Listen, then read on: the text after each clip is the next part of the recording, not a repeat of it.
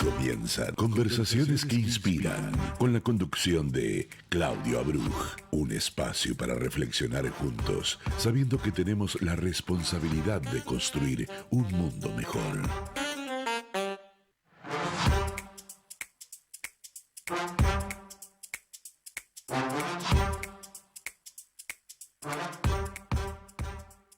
Hola, hola, buenos días, ¿cómo están? Buen domingo, buen inicio de semana. Soy Claudio Abruj y me da mucho gusto volver a estar con todos ustedes aquí en Radio High, dando inicio a una nueva entrega de Conversaciones que Inspiran.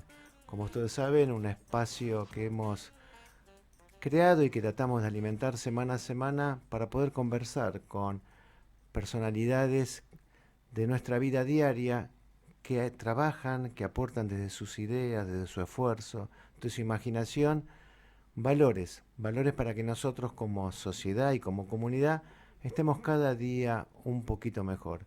Hoy es Pesaj, último día de Pesaj. Este programa está previamente grabado justamente por esta conmemoración y como dijimos la semana pasada, que esta festividad nos inspira a todos en el camino de los valores, valga decirlo, pero fundamentalmente de la unión, la paz y la libertad.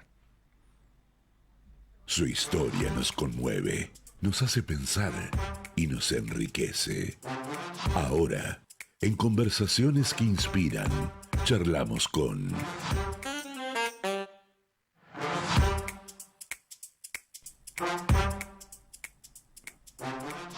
Semana tras semana tenemos la posibilidad de conversar largo y tendido y siempre nos queda corto el tiempo con una personalidad, con un profesional, con alguien que realmente pone el cuerpo, la cabeza, las ideas y fundamentalmente el sentimiento.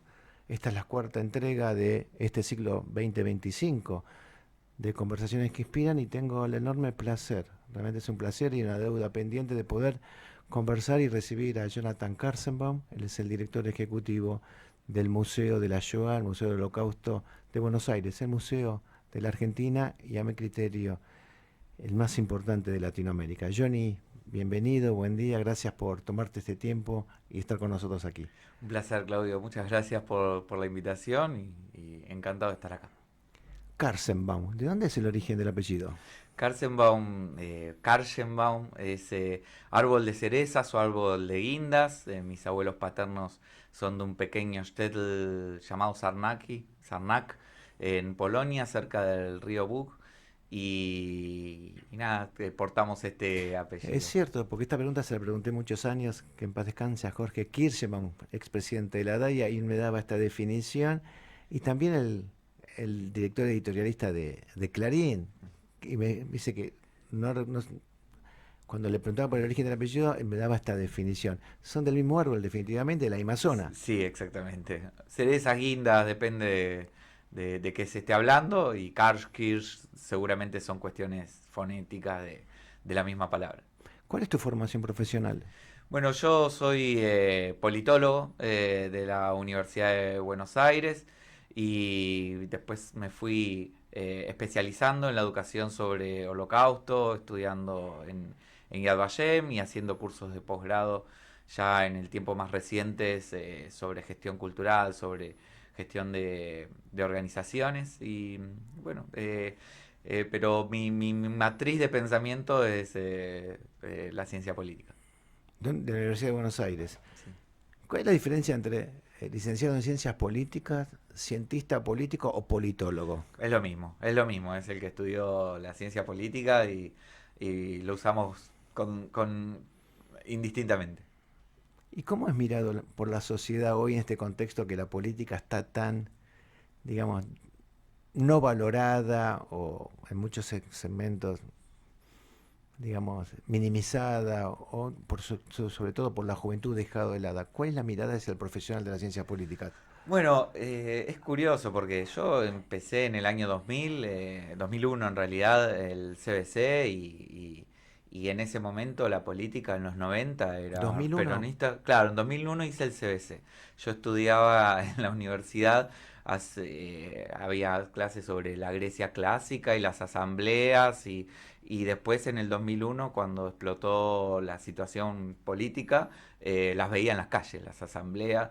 fue realmente transformador porque fue justo empezar en la bisagra de un cambio muy fuerte que eran los 90, el bipartidismo, peronistas radicales y el sistema político, el económico también, explotó Que se vayan y que todos. se vayan todos y entonces terminé la carrera en el 2005 de cursar y ya era toda una transformación muy grande y en ese sentido cuando yo empecé no era conocido la labor del cientista político o del politólogo.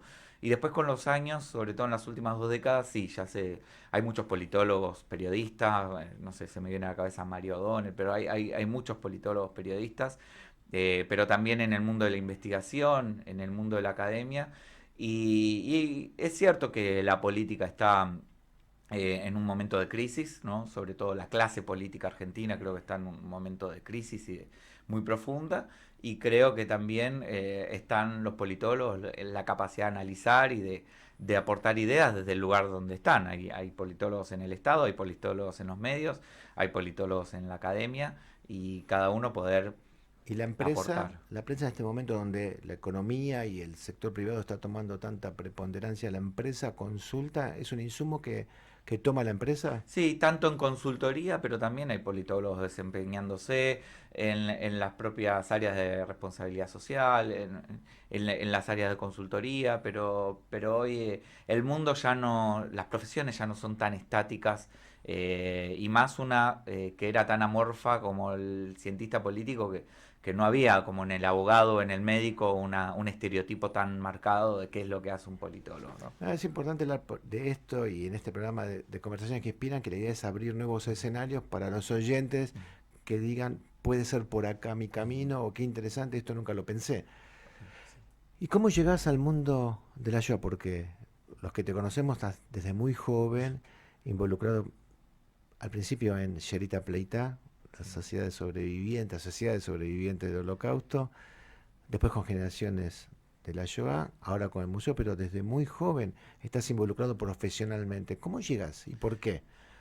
Bueno, si bien yo me formé en mis primeros años profesionales en la Tnuá Israel Hatzairá, en un movimiento juvenil sionista, y luego me transformé en un educador no formal y también en un educador formal, en un capacitador. Y ahí tanto lo que era la historia del sionismo como la historia del holocausto fueron especialidades que me atrajeron.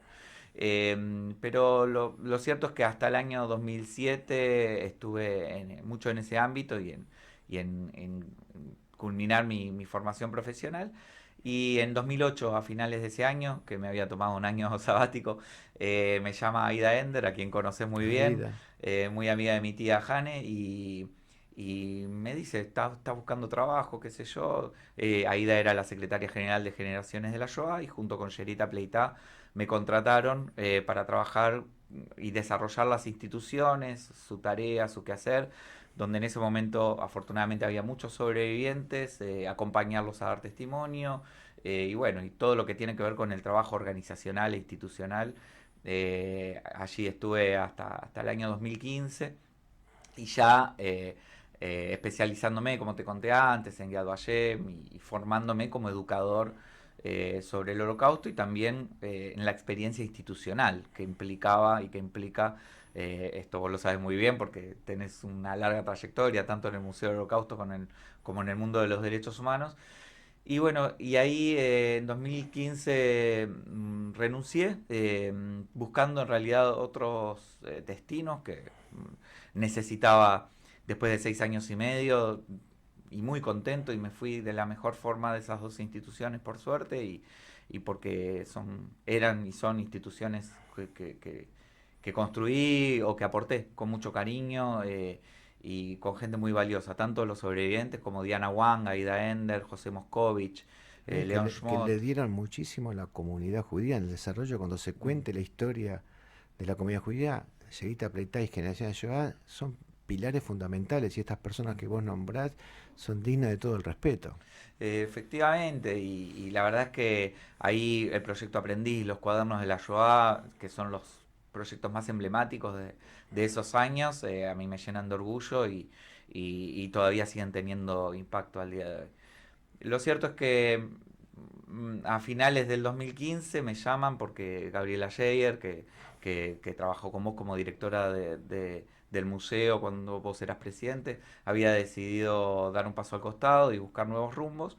Y me llama Manuel Kozriniec, como secretario general entonces del museo, para entrevistarme. Y después de un proceso de entrevistas, el 1 de marzo del 2016, empecé como director del Museo del Holocausto de Buenos Aires. Y nada, ya con todo ese background de generaciones de la Shoah y Sherita Pleitá, nada, vivenciando lo que fue la transformación del museo en todos estos años. Y muy, me siento muy privilegiado de toda Me acuerdo de esta... esas conversaciones porque Sí, Manuel me llamó y me dijo, voy a entrevistar a Jonathan, y digo, me parece fantástico. Pero gracias. me quedé enganchado con algo que dijiste de tu recorrido. Y dijiste, después me fui perfeccionando como un educador de la Shoah.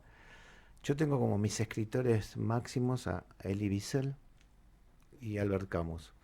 Elie Wiesel tiene una respuesta que la digo siempre cuando cuando un maestro le pregunta a él en una carta, ¿por qué insiste tanto cuando él empieza a hablar de la Shoah y a escribir? ¿Por qué escribe tanto sobre esto? Él le dice al otro como maestro, dice, cuando entiendas de qué se trate y lo tomas, te vas a convertir en un mensajero. Claro. Y esa es la obligación para el sobreviviente. Y vos planteas esto y decís, me convertí, o me transformé, o me preparé para ser un educador de la Shoah. Sos un mensajero. Ahora te pregunto a vos,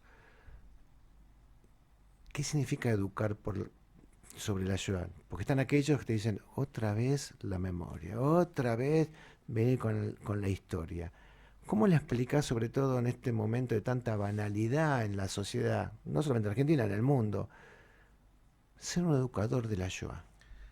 Es muy buena la pregunta porque a veces cuando uno hace algo hace tanto tiempo, ya más de 15, 16 años, lo naturaliza y estas preguntas nos permiten reconectarnos con eso. Eh, Arrancamos la conversación y vos me preguntaste por mi apellido, Karsenbaum. Mis abuelos eran de Unstetl y se escaparon de los nazis y se refugiaron en la Unión Soviética y sobrevivieron al Holocausto gracias a que los soviéticos los deportaron a Siberia. Vivieron el espanto, pero no el espanto del lado o del otro lado de la frontera que vivieron los judíos que, que murieron en los campos. Y mucha de la familia de mis abuelos fueron asesinadas en Treblinka. Y en ese sentido hay algo personal que se pone en juego y que al principio cuando me dedicaba a esto no lo tenía tan incorporado, pero en el último tiempo sí, soy un nieto de sobrevivientes que quiere que esas lecciones, que lo que le pasó a la familia de mis abuelos no le pase a nadie más. Y en ese sentido buscar las mejores estrategias y herramientas para llegar a la población y adaptarlo al mundo actual. Es decir, educar sobre el holocausto en los 80 es muy distinto que en los 2000 y es muy distinto que en 2025. Y ¿Por qué? para eso, ¿por qué? Porque cambió, porque hoy hay redes sociales, hay TikTok, hay una diversidad de opciones y una diversidad de temas donde este tema es un tema más de lo que puede ser atractivo, interesante, y en eso está el desafío, y no por nada el museo se renovó también para dar nuevas propuestas y nuevas herramientas de transmisión que creo que son necesarias porque la temática es importante, todos sabemos y seguramente todos los oyentes coinciden que la temática es importante, pero tenemos que convencer al resto del mundo por qué sigue siendo vigente enseñar sobre el holocausto. Y esto que es obvio, que el peligro de los discursos de odio, el peligro de la deshumanización, todos los caminos que pueden llevar a un Auschwitz. Ahora cumplimos 80 años de la llegada de los soviéticos al campo de Auschwitz y de la liberación. Bueno, eso que para nosotros es obvio, para el resto del mundo no es obvio. Y tenemos que seguir intentando convencer de que esto no puede volver a pasar. De lo que es obvio, yo también tengo cierta reserva porque me encuentro también dentro del mundo judío. Vos sos nieto de sobreviviente, yo soy bisnieto de quien murió y llevó su nombre, de quien murió en la Shoah, pero me encuentro con mucha gente de la comunidad judía que la Shoah es un tema muy lejano y no se incorpora, y ahí me duele, digo, ¿cómo cómo no estás ligado a ese tema, pero es otro análisis. Pero vos antes planteaste la palabra desafío. Ayer se cumplieron 82 años del levantamiento del gueto de Varsovia. Hoy es 20, fue el 19 de abril del 43. Pesaj, justamente. Un hecho heroico que se tiene que recordar con un valor impresionante. Y vos hablaste del desafío y de los cambios de época. Y yo recuerdo, en los años 70, principios de los 80, irrumpe en Buenos Aires en la televisión la película Holocausto, que se daba, para que los que no saben o no lo recuerdan, se daba por entrega semanal en Canal 9, y después las instituciones judías no daban abasto de la gente que convocaban para poder pasarlo con una videocasetera y una pantalla. Tiempos iniciales de la tecnología. Después ya en los 90 llega el cine, digamos, explota con el cine con Schindler. Y llegamos al momento de hoy donde los sobrevivientes cada vez se van. O sea, cada día nos enteramos de otro sobreviviente que termina su ciclo en este mundo. Su fuerza para contar ya no está. ¿Cuál es el desafío? ¿Cómo se enfrenta el desafío de contar la Shoah sin ellos? Porque ellos fueron una voz potente, por eso comentaba las épocas. Bueno, la verdad es que antes hablábamos del proyecto Aprendiz y fue resultado de ese diagnóstico. O vos conocés bien el testimonio interactivo de Lea Novera que tenemos en el museo, que también intentó emular o replicar lo que es el privilegio que hemos tenido generacionalmente de poder conversar y dialogar con los sobrevivientes. Pero la, la tarea de las instituciones como el museo, que nos dedicamos a la memoria del Holocausto, es dar una respuesta a eso.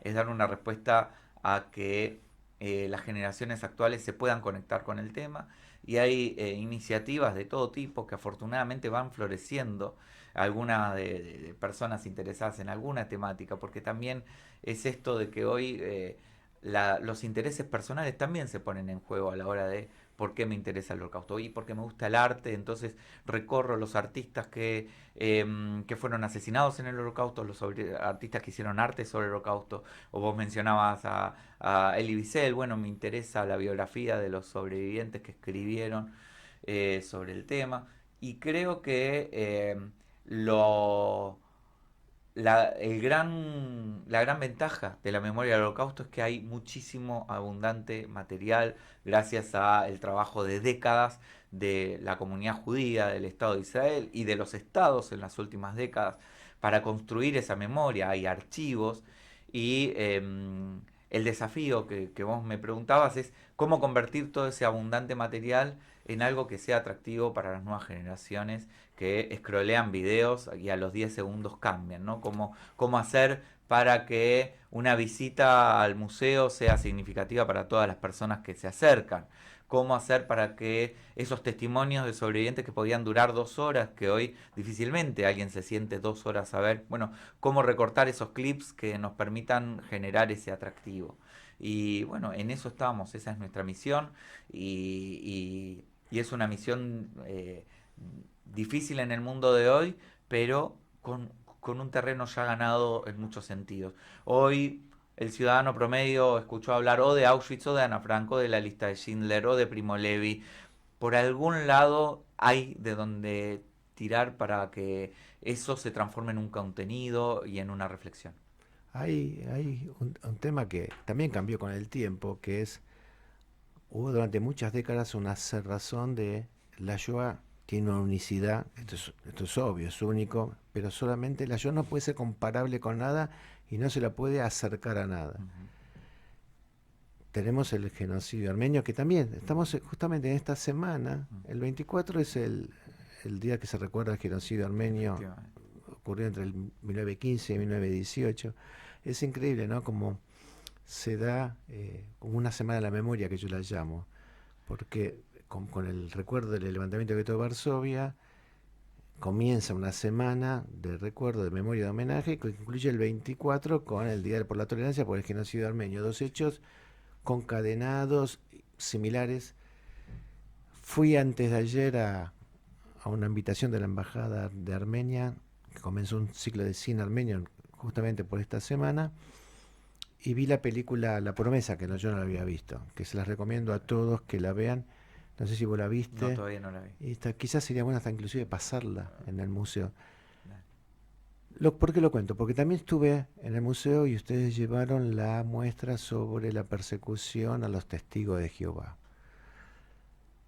Y es realmente conmovedora, porque son las mismas fotos, son los mismos testimonios, es la misma lucha por la libertad, la misma estigmatización y de algo que la sociedad no se apropia de eso y que el mundo judío, si bien habló siempre, murieron judíos, murieron gitanos, murieron homosexuales, murieron testigos de Jehová, murieron comunistas, murieron opositores, pero ponerlo en escena, esto no era común. Esto es un paso adelante que hace el museo. Tiene que ver con esta nueva forma de buscar herramientas de enseñar la Shoah. Sí, sí, sin dudas, estas tragedias de la humanidad dialogan y habilitar ese Dialogan.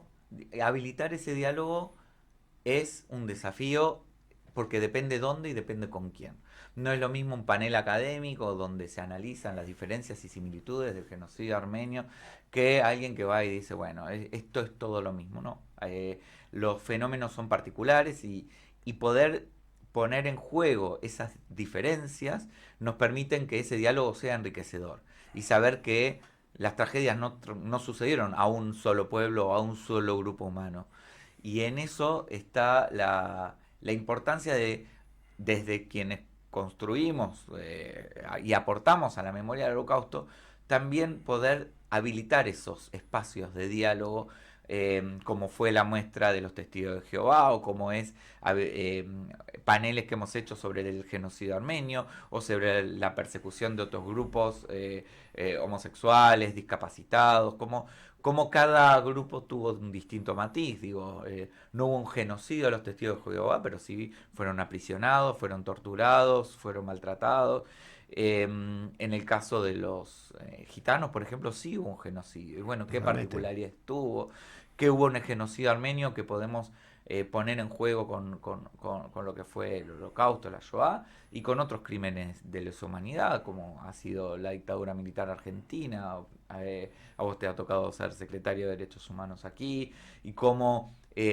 pero siempre hay que tener una posibilidad de ver cómo se habilita ese diálogo, en qué condiciones, para evitar la banalización de los fenómenos que estemos hablando, para evitar que decir, bueno, la ESMA es lo mismo que Auschwitz. No, tuvieron sus particularidades, tuvieron sus diferencias, tuvieron sus procesos históricos, y creo que en poner en juego esas diferencias es donde ese diálogo se enriquece y donde nuestra sociedad puede aprender de estos distintos fenómenos. Pero es linda la palabra de diálogo que vos traes. Las distintas tragedias, los distintos genocidios dialogan. Pero bueno, eso tiene que ver con una madurez de la sociedad, obviamente, de las instituciones, del Museo del Holocausto mismo, del legado de los sobrevivientes, ¿no? De esta cerrazón que yo hablaba, esta apertura. ¿Cómo definís al Museo del Holocausto hoy que cumplió 30 años?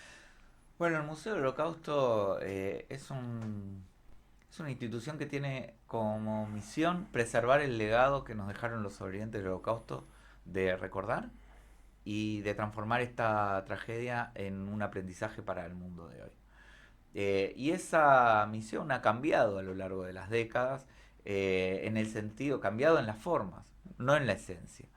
El Museo del Holocausto hoy tiene una responsabilidad social y política muy importante. Está en un lugar muy visible, en un lugar muy sensible, porque la memoria del Holocausto toca la sensibilidad no solamente de los familiares de las víctimas, sino de toda la comunidad judía y de buena parte de la sociedad. En la Argentina lo podemos palpar muy fuertemente, que está muy comprometida con la memoria del Holocausto. A vos te ha tocado trabajar con infinidad de dirigentes, de líderes de opinión, de periodistas que están sensibilizados con la memoria del Holocausto, Sin duda. de funcionarios públicos, y para nosotros eso es honrar ese legado de los sobrevivientes. Cada vez que viene un juez, un fiscal, un policía, un docente, un líder sindical, un dirigente de un club deportivo, cada vez que vienen al museo, nosotros estamos honrando ese legado, porque ahí hay un efecto multiplicador. Obviamente que nuestro público más masivo son los alumnos de escuelas medias, porque están en la edad justa donde poder asimilar de la mejor forma este contenido. Pero nuestra idea es que este impacto, esta memoria de la Shoah sirva para construir una sociedad mejor. Nosotros estamos convencidos de que cualquier persona que visita el museo, cualquier persona que se acerca a la temática del Holocausto, como esto que contabas de Camus y de Elie Wiesel, una vez que te acercás, ya no podés ser indiferente a esa temática. Ya no podés ser indiferente a una noticia sobre esto. Porque sabés que te deja advertencias sobre el propio comportamiento humano. Sobre que no solamente podemos ser víctimas, sino que podemos ser testigos indiferentes de la deshumanización. Y además, y esto es una de las lecciones más fuertes del Holocausto, podemos ser perpetradores. Podemos caer en ese lugar de hacer daño a otro ser humano. Y no estamos exentos, ni siquiera los que estamos comprometidos y sensibilizados estamos exentos de eso. Esa advertencia es de lo más fuerte que nos dejó el Holocausto y de lo que más tenemos que hacer conciencia, especialmente a quienes desempeñan funciones públicas, políticas, mediáticas, pero también a toda la sociedad. Hay un trabajo continuo, porque esto no se puede detener, y hay un compromiso continuo, porque donde uno se detiene está este riesgo latente. ¿Coincidís conmigo? Te digo, hay una actitud del Estado, de la Argentina, de la democracia, de apoyo, de una conciencia, hay un compromiso real frente a esta problemática, más allá de lo que sabemos que el antisemitismo existe, que ha crecido, que a partir del 7 de octubre se ha puesto más de manifiesto. Pero cuando yo discuto mucho con gente, digo, pero el Estado argentino con sus luces y sombras es garante de la lucha contra el antisemitismo. ¿Vos creés en esto? Sí, ¿El museo Claudio, es una muestra de esto? recuerdo que alguna vez lo hemos charlado en privado y afortunadamente es así. Marcelo Mindlin, cuando inauguró el nuevo museo en diciembre del 2019, vos recordarás, había representantes de todas las fuerzas políticas, fotos que hoy tal vez no sé si son posibles, pero que... Es que la temática lo permite. Sí, exacto, exacto. Y eso quería destacar. Marcelo dijo, desde la recuperación de la democracia, todos los gobiernos de todos los colores políticos que ha habido en la Argentina han hecho un aporte, un compromiso, un valor agregado a la memoria del Holocausto y recorrió distintos episodios de distintos gobiernos y en eso nos tenemos que sentir orgullosos porque podemos hablar de una política de Estado en la Argentina, que es el compromiso con la memoria de la Shoah, que ha sido creciente y que cada gobierno le ha puesto su matiz, pero que no solamente ha comprometido a los poderes ejecutivos y legislativos, sino también actualmente al Poder Judicial. Hace pocas semanas se firmó un convenio con la Corte Suprema. Entonces, el Estado argentino, vos te acordás, la ley antidiscriminación es del año 88. ¿Tiene que ver con la memoria de los Shoah? No, pero sí tiene que ver con un compromiso del Estado argentino en la lucha contra el antisemitismo, pero también en la concientización de los riesgos que este fenómeno comporta. Y desde ese lugar creo que nos tenemos que sentir orgullosos de pertenecer a una sociedad y a un Estado que ha acompañado, vos dijiste, con luces y sombras, hemos tenido atentados terroristas, hemos tenido episodios lamentables, pero sentir que esto va increyendo nos va dejando siempre cada vez más tranquilo de que no depende de una organización o de una sociedad o de un grupo, sino que hay un compromiso creciente de la sociedad y del Estado en que esta memoria sea honrada y que esta memoria contribuye a la educación de nuestra sociedad. No, es interesante esto hablarlo y haciendo memoria, porque los actos de gobierno no son banales, tienen importancia. La sede del Museo del Holocausto fue donada en el gobierno de Menem. Uh-huh. La incorporación de Argentina a la Alianza Internacional de la Lucha contra el Holocausto, el recuerdo del Holocausto, la Task Force, fue iniciada por De la Rúa. Todos los presidentes han estado en los actos de Yom HaShoah. La resolución 60/7, que reconoce el 27 de enero como Día del Holocausto, quien iba a ser el relator oficial, iba a hacer la ponencia, era el canciller Bielsa del presidente Kirchner, que no pudo llegar porque el avión, la tormenta de nieve lo permitió, pero fue el gobierno argentino junto con Israel quienes lideraron la lucha para que esa ley, que es esa resolución Ujú. que fue votada por unanimidad exista. El gobierno de Macri absolutamente también. O sea, esto entonces yo creo que los actos no son banales, los actos tienen mucha significación, después están las luces y sombras, pero en esta lucha, y eso es lo que la comunidad tiene que reconocer permanentemente y tiene que seguir exigiéndole a los gobiernos su trabajo, su tarea. Sí, esto es el resultado. Vos hablabas de Yerita Playtime, surgida a fines de los 50 como una asociación de sobrevivientes del Holocausto. De la DAIA, vos fuiste director de la DAIA y un protagonista de muchos años en tus distintos roles. Y sos testigo también de cómo este increyendo no es el resultado de compromisos individuales y personales. Hay un trabajo institucional, primero de la comunidad judía y después un acompañamiento del Estado, revalidando esa memoria y que hemos ido logrando esto, que hay que cuidarlo, no hay que darlo por garantizado. Que hoy sea así no quiere decir que mañana pueda ser de otra manera.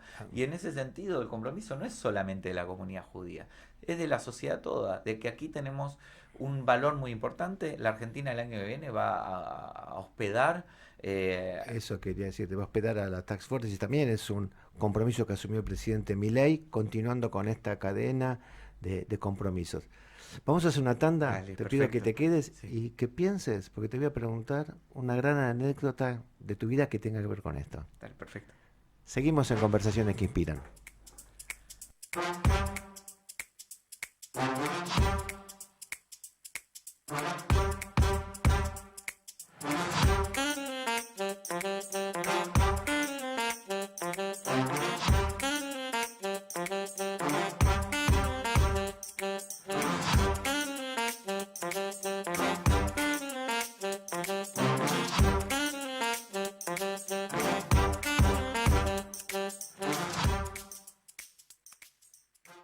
Transmite LRL 331 para su canal de frecuencia 242.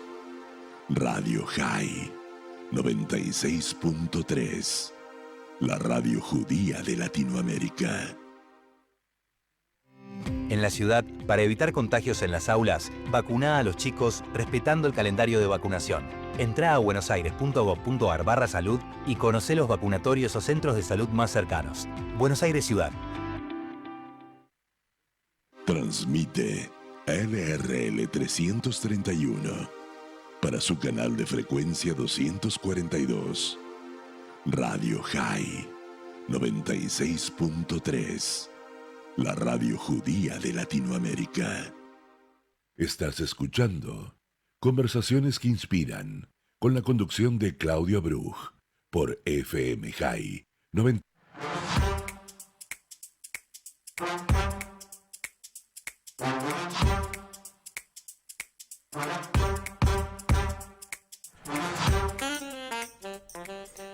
Seguimos en Conversaciones que Inspiran. Este día domingo seguimos conversando con Jonathan Karzenbaum, el director ejecutivo del Museo de la Shoah, Museo del Holocausto de Buenos Aires, Argentina.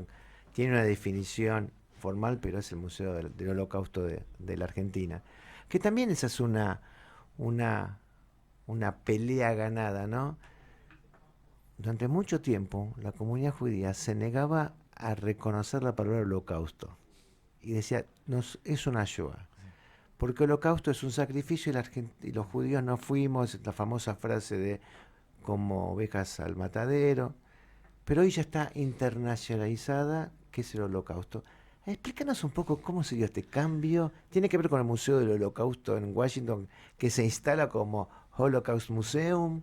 Sí, tiene que ver con disputas de memorias, ¿no? Y con cómo se construye y qué palabra le damos a un fenómeno tan dramático y que ha tenido su punto álgido, como vos decías, hace unas décadas y que hoy en día ese debate ya está saldado.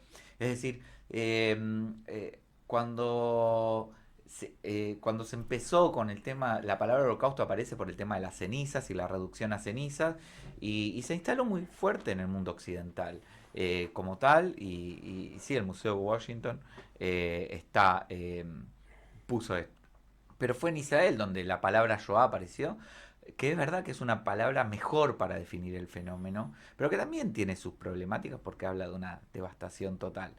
Y en eso, en esas disputas de memoria, es verdad que en algún momento, bueno, hablemos de Shoah y no de Sí, Holocausto. Joan refiere a un Claro, término, un viento devastador, claro, algo una que vino, una catástrofe. catombe que se Claro, produjo. claro. Holocausto Su invoca algo más sacrificio. voluntario. Exactamente, pero aún así no fue una debacle de la naturaleza. Digo, hay quienes dicen, no, Shoah tampoco, entonces hablemos de genocidio judío, que es la técnica, sí, pero yo digo, soy el director del Museo del Genocidio Judío y nadie va a entender. Entonces, hubo una comprensión de que la palabra holocausto tiene un alcance universal y que la palabra Shoah la usamos como sinónimo, pero en términos comunicacionales usamos las dos.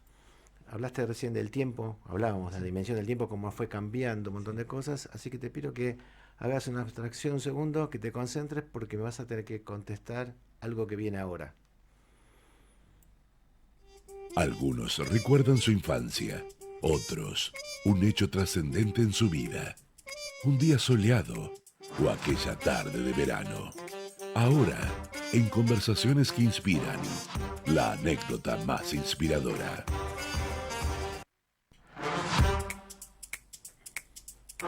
Difícil, ¿no? La más inspirada, porque debe haber muchas en tu vida, obviamente la personal y la institucional.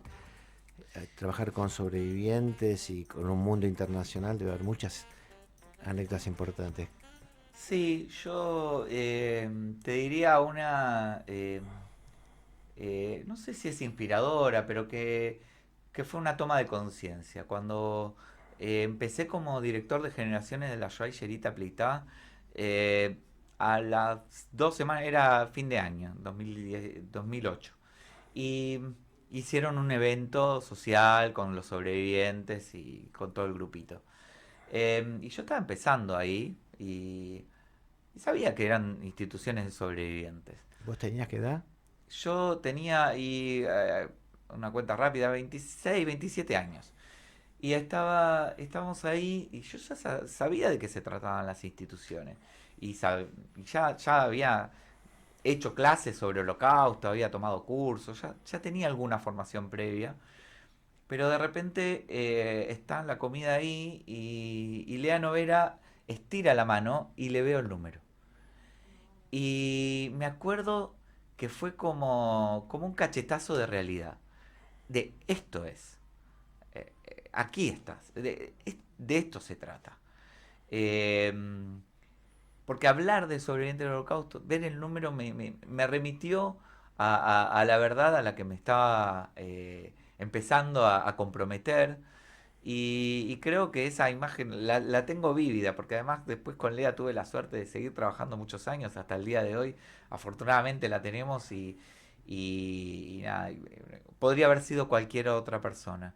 Pero ese número representa la deshumanización, representa la tragedia, pero también representa el volver a vivir.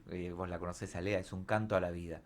Y traje esa anécdota porque para mí fue un baño de concientización de que cuando hablamos del holocausto a veces perdemos la noción de la magnitud de la tragedia, de lo que uno está hablando, de las vidas destruidas, tanto de las víctimas como de las familias de esas víctimas y de los sobrevivientes.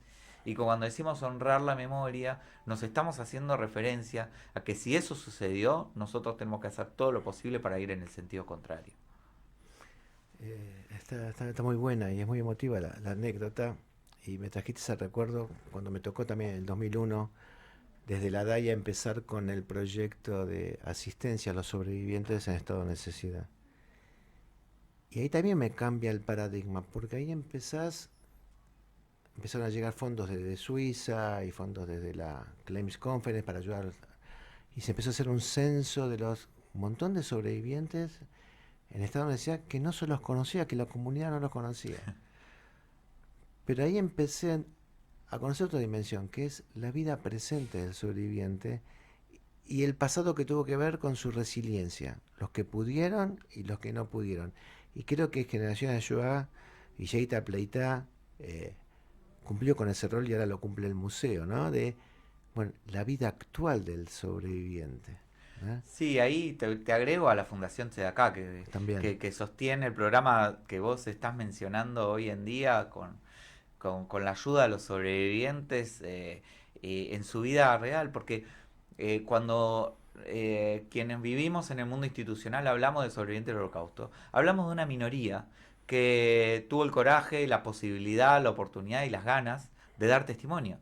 Pero representa una minoría dentro de ese universo mucho más grande de sobrevivientes que no quisieron, no supieron, no pudieron, ni siquiera a veces reconocerse como sobrevivientes hasta muy tardíamente en sus vidas y que vivieron una vida normal, natural y que no hicieron de esa condición de sobrevivientes una identidad y que por el otro lado, y eso que vos contás fue una toma de conciencia no solamente de poder ayudarlos en el último tramo de sus vidas, sino de reconocerles que esa tragedia que vivieron merece ser compensada, entre comillas, ¿no? Acompañada de alguna manera, ¿no? Otros habían logrado ya en los 50, 60 hacer trámites frente a Alemania de indemnización, pero hubo una gran mayoría que no tenían ni documentos, ni papeles, ni testimonio para poder hacerlo y por eso ese programa de ayuda ha sido y sigue siendo muy importante, ¿no? Esto tiene que ver también este trabajo de los sobrevivientes para compartir con la audiencia, ¿no? Vos antes hablaste del trabajo institucional comunitario, que eso caracteriza al pueblo judío. Sí. La memoria de la Shoah, cómo se fue construyendo. Yom HaShoah, como lo conocemos, día del heroísmo y la resistencia del Holocausto, es el 19 de abril. Esa fecha la instaura en soledad Israel con las comunidades judías en el 51. Sí. Dice, hay que tener un día, 51, 6 años después de terminar la guerra, tenemos que tener un día. Y recién en el 2005, el mundo entiende que tiene que haber una fecha. Ahora se llega a esa fecha, que es el 27 de enero, por un trabajo del pueblo judío en soledad, Claro. creando conciencia. Ahora, imaginemos el trabajo que implica conseguir continuando con el Museo del Holocausto y otras instituciones del Holocausto. Entonces, ¿qué lugar ocupa hoy para vos el Museo del Holocausto en la ciudad y con qué nuevas propuestas nos encontramos ahora? Bueno, está muy bueno lo que decís, porque es verdad que si la memoria del Holocausto llegó a donde hoy es por el trabajo de muchas instituciones, personas, grupos, estados, que fueron agregando en esto con lo que fue la magnitud de la tragedia. No nos olvidemos que la Shoah ocurrió en el corazón del mundo occidental, a la luz del día, y que eso implicó un profundo golpe a las promesas de la modernidad, ¿no? La educación, la democracia, todo iba a llevarnos a un mundo mejor y la educación y la tecnología fueron usadas para construir Auschwitz y la industrialización de la muerte y el nazismo surge en una democracia en crisis, pero era una democracia al fin y terminó siendo una dictadura totalitaria. Entonces, desde ese lugar, y ahora terminando Pesaj, creo que la comunidad judía tuvo esa cuestión resiliente de transformar esa tragedia también en relatos, no en un relato, en muchos relatos. Un capítulo es el de Israel estableciendo Yom HaShoah, que celebraremos en esta semana que está comenzando. Y otro es la posibilidad de ir agregando relatos como en Pesaj, ¿no? Cada generación va a tener su relato. Y en este momento, en 2025, lo que el Museo del Holocausto propone es tratar de aprender para el día de hoy. Es decir, el antisemitismo, el bullying, la deshumanización que están a la orden del día, cómo hacemos los discursos de odio, cómo hacemos para que esos fenómenos entren en las nuevas generaciones desde un lugar de aprendizaje. Como dice Elie Wiesel, ya que lo trajimos tanto, el Holocausto no empezó con los campos de exterminio, empezó con palabras de odio. Unas palabras de odio que se transformaron en discurso político, que se transformaron en políticas públicas y que terminaron en un genocidio. Como yo digo siempre, en el año 33 no hubo Auschwitz. Auschwitz empezó en el 42, Birkenau, como campo de exterminio. Bueno, ¿qué pasó en esos años? Bueno, nosotros tenemos que impedir el 33, porque impedir el 42 ya es tarde. Es fantástico. Vamos a acordarnos un poco de la temática tan pesada, tan dura como es la Shoah, y te voy a proponer un juego. Dale. Lo bueno, si breve, 2 veces bueno. Ahora en Conversaciones que Inspiran, el ping-pong de preguntas y respuestas.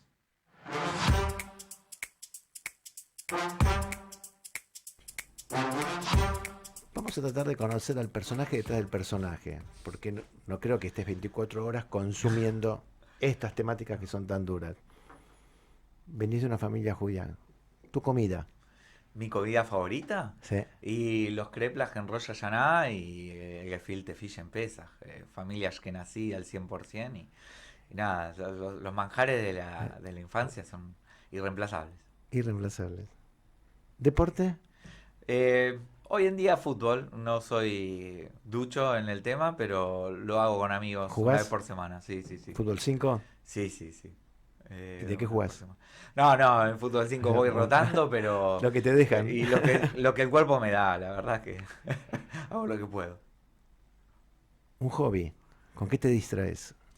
Y Un hobby con qué te concentras. lecturas, películas y series. Depende el momento de la vida, pero soy cinéfilo y soy bibliófilo, entonces ahí entre una Justo cosa y la las dos preguntas que venían. ¿Un libro?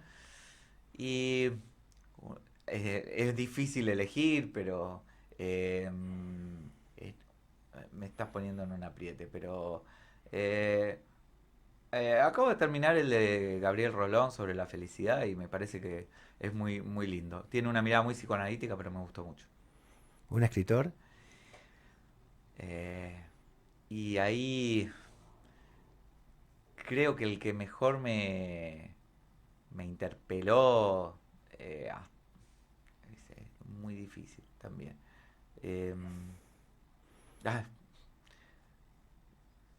Quiere decir yo que hay diría- muchos. Sí, hay muchos. Yo te diría, bueno, Primo Levi, creo que vamos a ir por ahí, que es más cómodo para mí. Pero Primo Levi, sin duda.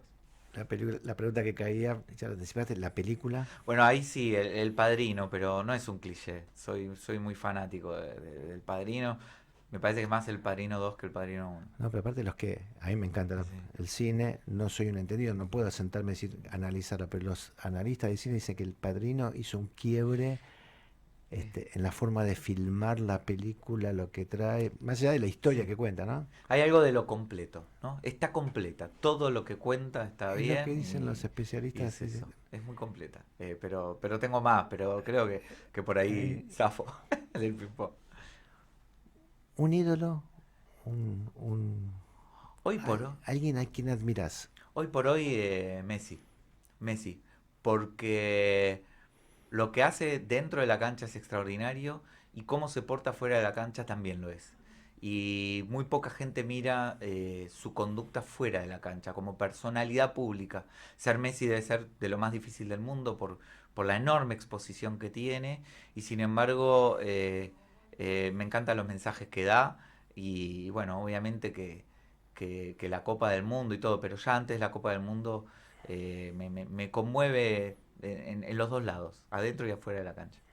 Qué lindo lo que traes. Pensé que ibas a traerme a un intelectual, un artista. Es fantástico, traes porque es un ejemplo del momento, realmente. Es que es la palabra ídolo la que me llevó ahí. Tal vez si me decías una personalidad o un pensador iba por otro lado, pero es un ídolo porque todo lo que ha hecho lo ha hecho de forma extraordinaria y es un ejemplo para la sociedad también. ¿Un sueño? Un sueño, eh, ver las luces del norte en la aurora boreal. Es un sueño, sí. Mirá qué lindo, ¿eh? una Es cosa- poético, ¿eh? Me encanta, lo astronómico me encanta. Qué lindo, la verdad que nos pusimos en otro escenario. La verdad que fantástico. Y la verdad, ligados a la Shoah, vos hablás de ver las luces del norte, la aurora boreal. La verdad que no pudo dejar de asociarlo con lo que muchos libros de sobrevivientes hablaban, ¿no? De cuando Víctor Frankl, por excelencia, mirar el cielo, mirar esas luces, digo, me trajo esa imagen. Quizás por el tema, asociando con el tema que estamos hablando, ¿no? Y hablando de libros, y ya antes de llegar al final del programa, antes de empezar, yo te estábamos comentando el último libro de Sacheri, lo que a mí me representaba, que viene a traer una época silenciada de la sociedad argentina que tiene que ver con cómo vivió la sociedad ese momento de la guerra de Malvinas. No lo heroico de los soldados, no los análisis de los militares, sino el silencio de la sociedad y qué pasaba. De eso no se habla mucho. Con la Shoah dijimos, pasó mucho tiempo, pero es el día de hoy que siguen apareciendo todos los días libros, películas, documentales, instituciones. ¿A qué lo atribuís? Creo que es una temática que tocó, como decía, valores muy profundos de la condición humana. Y que genera un atractivo tanto para un escritor como para un sobreviviente, como para un documentalista. Todavía hay mucha, lamentablemente, todavía hay mucha tela para cortar por la magnitud y porque lo que decía antes de el enorme reservorio documental que ha quedado de esta tragedia. Una de las problemáticas del genocidio armenio es eso. No ha quedado No ha quedado. tanta documentación, pero a eso se suma que todavía no tenemos las respuestas del holocausto. Y esas preguntas vigentes hacen que, como vos decís, haya películas, haya libros, haya documentales, haya proyectos, iniciativas que tocan esta temática más de cerca, más de lejos, y que creo Como que definen los intelectuales, ¿no? Es inabordable e inacabable.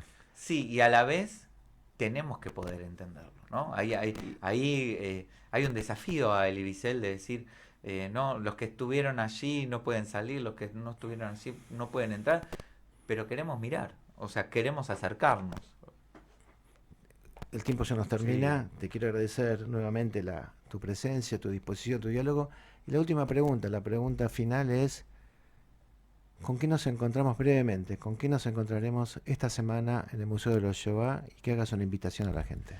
Bueno, esta semana será una semana muy especial porque habrá publicaciones, actividades, testimonios de sobrevivientes que fomenta el museo. Por supuesto, el miércoles 23, este miércoles, junto a la DAIA, el acto central de Yom HaShoah. Y ojalá que todos puedan participar activamente e invitar a todos los oyentes de esta radio, los que también la ven por streaming, a sumarse a todas las iniciativas que haya en redes. Es un día para honrar la memoria, para el que quiere recordar a un sobreviviente, el que quiere poner un libro, el que quiere hablar de alguna película en sus redes sociales, en su vida cotidiana, también son formas de homenajear a las víctimas. Johnny, muchísimas gracias. Muchas gracias, Claudio. Y Muchas seguiremos hablando en próximos encuentros. gracias. Ojalá, así sea. Así terminamos otra entrega de Conversaciones que Inspiran en un día muy especial de Pesaj, de recuerdo del levantamiento del gueto de Varsovia, el día de la Shoah, y como siempre mucho para seguir construyendo en conjunto. A todos gracias por la atención, Hag Sameach, Shavua Tov, y nos encontramos el domingo que viene, Dios mediante, aquí en High 96.3.